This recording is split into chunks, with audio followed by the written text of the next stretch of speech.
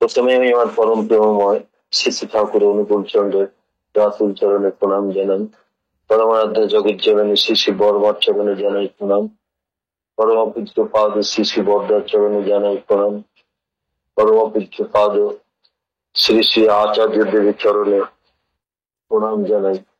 আর এখানে উপস্থিত আমার ঋত্বিক দেবতা, তৎপুর্য যাজক কর্মী এবং ইষ্টপ্রাণ দাদা এবং ভক্তিপ্রাণ মায়েদের যথাযোগ্য স্থানে আমার প্রণাম, শ্রদ্ধা, ভক্তি, ভালোবাসা ও জয়গুরু জানিয়ে আমি আমার আজকের, আমাকে মাফ করে দেবেন। আর যতটুকু যদি কাউকে যাজিত করতে পারি সেটা আমার ঠাকুরের দয়া, ঠাকুর সেটা আমাকে বের করিয়ে নেবে। যাই হোক, আজকে আমার শুদ্ধ রবীন্দ্র দাদা আজকে ভোগ নিবেদন করেছেন। যে উদ্দেশ্যে আমি ঠাকুরের চরণে তার উদ্দেশ্য যাতে সফল হয় এবং তিনি যেন ঠাকুরকে মাথায় নিয়ে সারা জীবন চলতে পারে, এই আমার প্রার্থনা জানিয়ে আজকে আমি একটু প্রসঙ্গ শুরু করছি। আজকে শুভ দিন, এই শুভ দিনে সেই কথাটা না বললে হয় না, তাই আমি সেই কথাটা বলছি। শিশুর মতো সরলতায় পরম পূজ্যপাদ শ্রী শ্রী আচার্যদেবের উপর বিশ্বাস ও নির্ভরতা নিয়ে চলাই শ্রী শ্রী ঠাকুরকে উপলব্ধি করার একমাত্র সহজ রাস্তা। আচার্যদেব আমাদেরকে ঠাকুরের দিকেই ঠেলে দেন সদা সর্বদা। আচার্যের আনুগত্য ছাড়া শ্রী শ্রী ঠাকুরকে তাত্ত্বিকভাবে হয়তো অনুধাবন করতে পারি, কিন্তু অন্তরের সহজ উপলব্ধি ও অনুভব কঠিন। সহজ সরলতা ও গভীর বিশ্বাসী একমাত্র উপায় তাকে অনুভব করার। শ্রদ্ধেয় কেষ্টদা অনেক বড় বিজ্ঞানী ছিলেন, ভীষণ পণ্ডিত ব্যক্তি। কত কত দেশ বিদেশের গ্রন্থ অধ্যয়ন করতেন তিনি। শ্রী শ্রী ঠাকুরকে কত কত গভীর তাত্ত্বিক প্রশ্ন করে করে করে তার শ্রীমুখ হইতে বাণীর আশিস ধারা বের করেছেন। একদিন সন্ধ্যায় শ্রী শ্রী ঠাকুর যখন তার জন্মভূমি হিমায়তপুরে যাওয়ার জন্য শিশুর মতো ব্যাকুল হয়ে উঠেছেন, বারবার বায়না করছেন তাকে এক্ষুনি বাংলাদেশ হিমায়তপুর নিয়ে যাওয়ার জন্য, তখন সামনে উপস্থিত কেষ্টদা এবং অন্যান্য বিশিষ্ট ভক্তরা সবাই শ্রী শ্রী ঠাকুরকে এই বলে নিবৃত্ত করছিলেন, ঠাকুর, এখন তো বাংলাদেশ ভারতের মাঝে ইন্টারন্যাশনাল বর্ডার হয়ে গেছে, পাসপোর্ট ভিসা করতে হয়। আমরা এসব কিছু করে পরবর্তী সময় আপনাকে হিমায়তপুরে নিয়ে যাব। এক্ষুনি এই অবস্থায় তো যাওয়া সম্ভব না ঠাকুর। শ্রী শ্রী ঠাকুর বলছেন, আমার জন্মভূমিতে আমি যাব, কিসের পাসপোর্ট, কিসের ভিসা, আমি এক্ষুনি যাব। সবাই শ্রী শ্রী ঠাকুরকে নিবৃত্ত করতে চেষ্টা করছেন। শেষে অপারগ হয়ে শ্রী শ্রী বর্দাকে সংবাদ দেওয়া হলো। শ্রী শ্রী বর্দা ছুটে এসে শ্রী শ্রী ঠাকুরকে জিজ্ঞেস করলেন, ঠাকুর, আমায় বলুন কি করতে হবে। শ্রী শ্রী ঠাকুর শিশুর মতো আবদার করে বললেন, বড় খোকা, আমায় এক্ষুনি হিমায়তে নিয়ে যাবি। তারা কেউ নিয়ে যাচ্ছেন না। শ্রী শ্রী বর্দা সাথে সাথে বললেন, আজ্ঞে ঠাকুর, আমি এক্ষুনি ব্যবস্থা করছি। এই বলে তিনি শ্রী শ্রী ঠাকুরকে গাড়িতে বসিয়ে নিজে ড্রাইভ করে হিমায়তপুরের উদ্দেশ্যে রওনা হয়ে গেলেন। কিছুক্ষণ যাওয়ার পর শ্রী শ্রী ঠাকুরের ইচ্ছা পরিবর্তন হওয়ায় তিনি গাড়ি ঘুরিয়ে দেওঘর ফিরে আসলেন। আসার পর কেষ্টদা সহ অন্যরা শ্রী শ্রী বর্দাকে জিজ্ঞেস করলেন, আপনি এই রাত বিরেতে ঠাকুরকে নিয়ে হিমায়তপুর রওনা হয়ে গেলেন, বর্ডার পার হতেন কিভাবে? রাস্তায় যদি কোনো পুলিশি ঝামেলা হতো, কি বিপদ হতো? তখন শ্রী শ্রী বর্দা উত্তর দিয়েছিলেন, শুনুন, যিনি আমাকে হিমায়তপুর নিয়ে যাওয়ার আদেশ করেছেন, আমি যদি বিশ্বাস করি তিনি বিশ্বপিতা, তিনি বিশ্ব স্রষ্টা, তবে আমি এইও বিশ্বাস করি তিনি তার ইচ্ছা পূরণ করার সমস্ত উপায় নিজেই তৈরি করে রাখেন।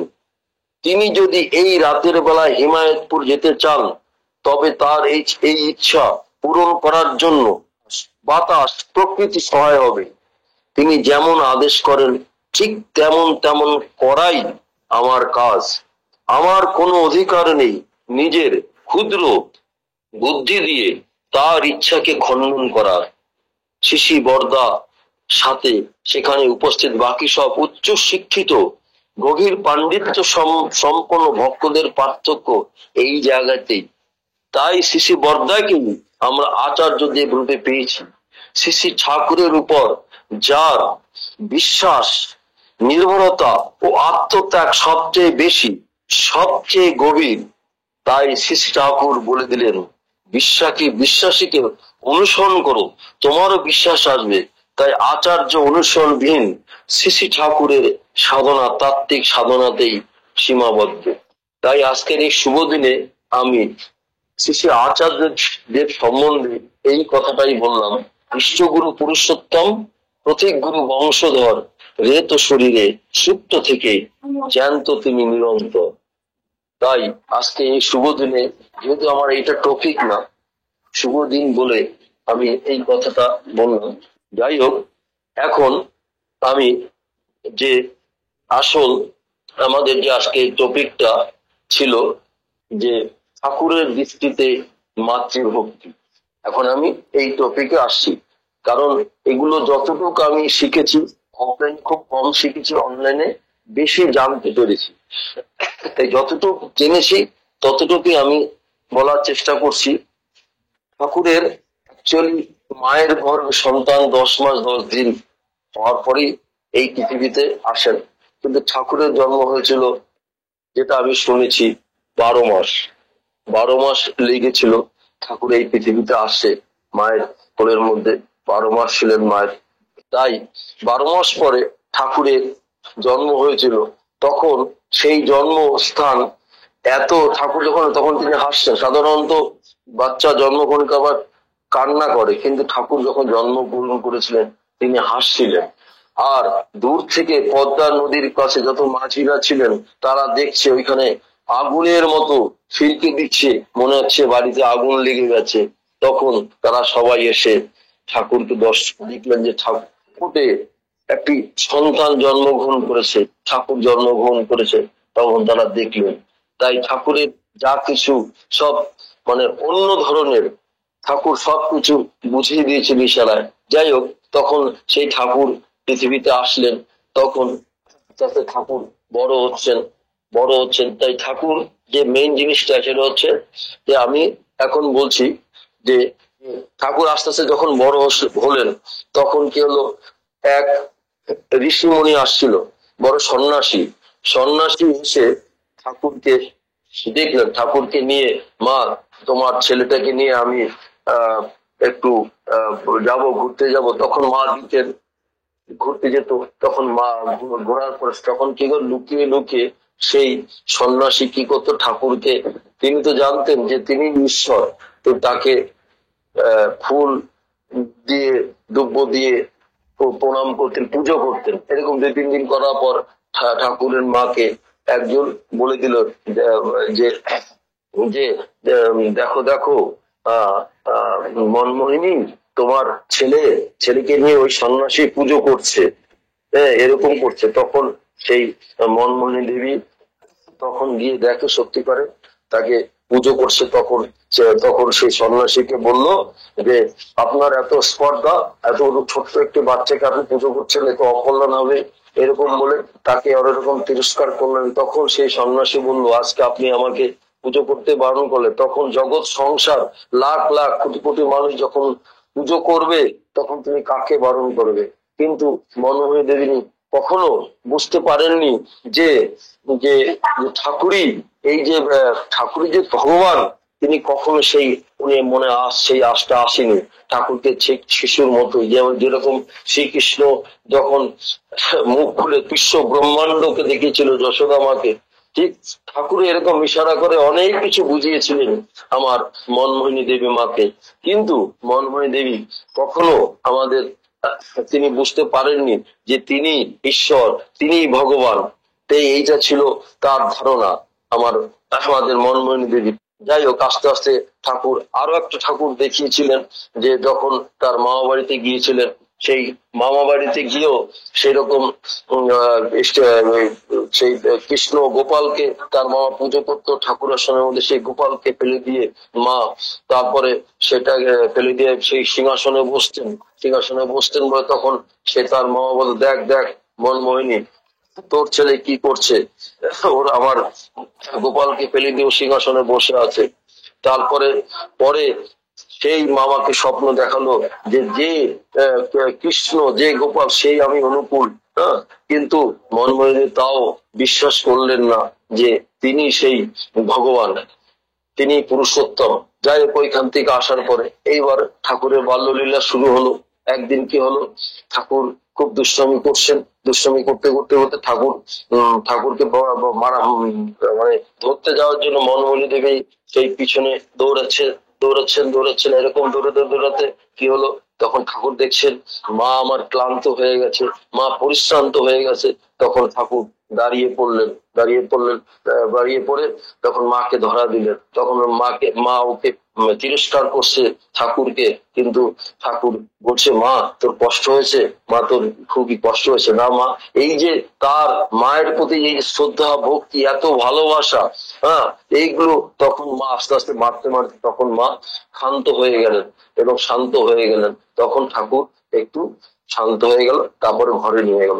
একদিন কি হলো, শ্রী আমার মনমোহিনী দেবী কি কথার পরিপ্রেক্ষিতে পড়াশোনা না কি করেনি, বলে তুই আজকে স্কুলে আজকে তোর পরীক্ষা না, তুই পরীক্ষায় কিচ্ছু লিখতে পারবি না, কিচ্ছু করতে পারবি না। তখন ঠাকুর অনুকূল, আমার ঠাকুর সেটা শুনে তখন কি করলো, চুপচাপ কিছু বললো না, স্কুলে গেলে পরীক্ষা বসলো, যত প্রশ্ন সব ঠাকুর করে, কিন্তু মায়ের কথা মিথ্যা হবে বলে উনি কি করলো, একটা প্রশ্নের উত্তর দিলেন না, পুরো খালি খাতা ছেড়ে দিয়ে হ্যাঁ তারপরে চলে আসলেন। এই হচ্ছে ঠাকুরের দৃষ্টিতে মাতৃযোগী। মাকে কোনো মতেই যেন মিথ্যা হতে যায় না। এমনই কথা আমি শুনেছি, মা যদি দুশ্চরিত্র হয় বা এরকম কোনো কিছু, তাও সেই মাকে শ্রদ্ধা ভক্তি করতে হয়। আর ঠাকুর তো নিজে আচরণ করে দেখেছেন, পড়িয়ে দেখিয়েছেন যে কিভাবে শ্রদ্ধা ভক্তি। ঠাকুর এও বলেছেন, মাতা পিতা শ্রেষ্ঠ জনে শ্রদ্ধা ভক্তি যাই রাখ না, ঈশ্বানুগ না হলে তা আসবে না কো সংবর্ধনা। মাতা পিতাকে শ্রদ্ধা করতে হলে ঈশ্বরকে ধরতেই হবে। ইষ্ট কি, অনেকেই বলেছিল এরকম কথা যে আমি মাতা পিতাকে শ্রদ্ধা করলেই তো আমার ইষ্ট গুরু করার কি দরকার। তখন ঠাকুর এইসব বাণীগুলো দিয়ে আমাদের বুঝিয়ে দিয়েছেন যে মাতা পিতাকে শ্রদ্ধা করতে হলে ইষ্টকে ধরতে হবে। ইষ্টবিহীন সেই শ্রদ্ধা মাতা পিতার প্রতি থাকে না, এটাও তিনি বলে দিয়েছেন। তারপরে এবারে আসলে আমাদের আরো তো ঠাকুর অনেক মাতৃভক্তি অটুট যত, সেই ছেলে হয় প্রীতি তত্ত্ব, পিতায় শ্রদ্ধা মায়ে টান, সেই ছেলে হয় সাম্যপ্রাণ। তাহলে এগুলো আমাদের শেষে ঠাকুর আমাদের সবকিছু বুঝিয়ে দিয়েছেন। তারপরে কি হলো, দেশবন্ধু যখন আমার বিষয় হলো পাবনায় আসলো দীক্ষা নেবে ঠাকুর, কিন্তু ঠাকুর কিন্তু নিজেও দীক্ষা দিতে পারতেন দেশবন্ধু চিত্তরঞ্জন দাসকে, কিন্তু উনি মায়ের কাছে মা দীক্ষা দেবেন, কিন্তু মা বুঝতে পারলেন না দীক্ষা দেওয়ার একমাত্র শ্রী ঠাকুরই দিতে পারতেন, কিন্তু তিনি জানতেন না তিনি ভগবান। কখনো মা বুঝতেই পারেননি যে তিনি ভগবান। তখন মা শ্রী দেশবন্ধু চিত্তরঞ্জনকে দীক্ষা দিয়েছিলেন। এরপরে আসলো আমার সমাজকে 38 হয়ে গেছে, 40 পর্যন্ত করতে বলেছে, 40-42 পর্যন্ত, ঠিক আছে। তারপরে কি হলো, সেইখানে দীক্ষা দিলেন, দীক্ষা দেওয়ার পরে করেছিলাম দাদা 45, ঠিক আছে। এরপরে আরেকটি ঘটনা কি করতো, আমার মাতা মনমোহিনী দেবী একটি আইলের উপর থেকে পদ্মা নদীতে যেতেন, প্রতিদিন পদ্মা নদীতে যেতেন। সেই আইলের উপরে যেতেন, মানে যে আইলের মানে যার জমির উপর দিয়ে সে আইলের উপর, সেই যে ভদ্রলোক তখন মাতা মনমোহিনীকে দেবীকে বাধা দিয়েছিল, তুমি আমার আইলের উপর থেকে যাবে না, তুমি ওই আইলের বকাবকি করতেন, খুব বলতেন আমার আইলের উপর থেকে কেন যাও। এরকম বলে তাকে তিরস্কার করতেন মাতা মোহিনী দেব।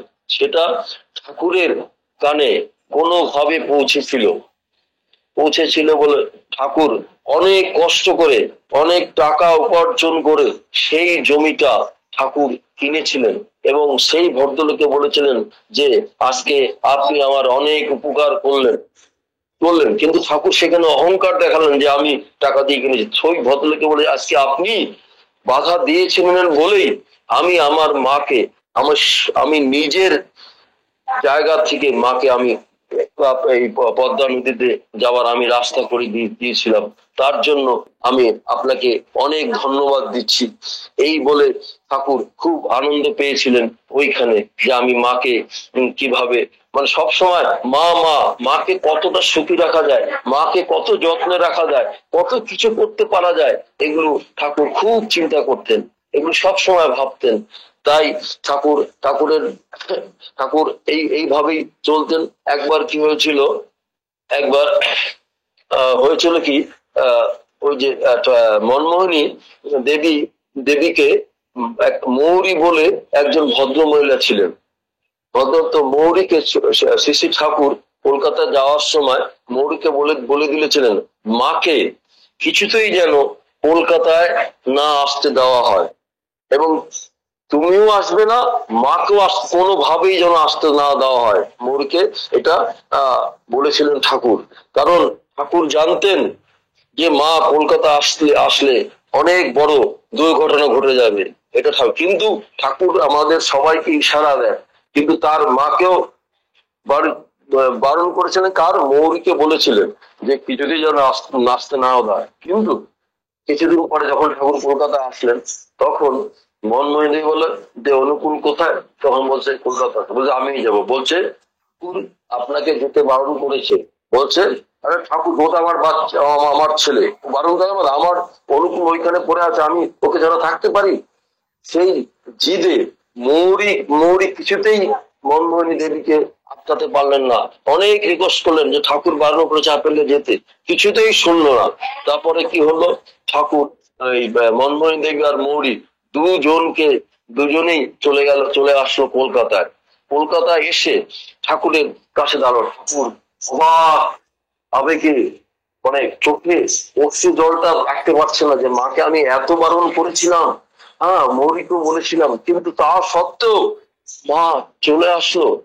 তখন মৌরীকে বললো তোমাকে আমি এত বারণ করেছিলাম, তুমি তুমি তাও মাকে নিয়ে আসলে, এত করে বারণ করা সত্ত্বেও তুমি মাকে নিয়ে আসলে এই কলকাতায়। তখন মৌরী বললো আমি কি করবো মা কিছুতেই শুনলো না, বলছে আমার ছেলে অনুকূল এখানে থাকবে আর আমি এখানে থাকবো, মার জিদের কাছে আমি হেরে গেলাম। হ্যাঁ, তাই আমি বাধ্য হয়ে মাকে নিয়ে আসলাম। তখন ঠাকুর বললে কি যে করলি মৌরী, তুমি যে কি করলে, কি সর্বনাশটা করলে। হ্যাঁ, তারপরে তখন ওইখান থেকে যখন মাকে নিয়ে আসলো আবার হিমায়ত করে, তখনই মার শরীর অসুস্থ হয়ে পড়লো।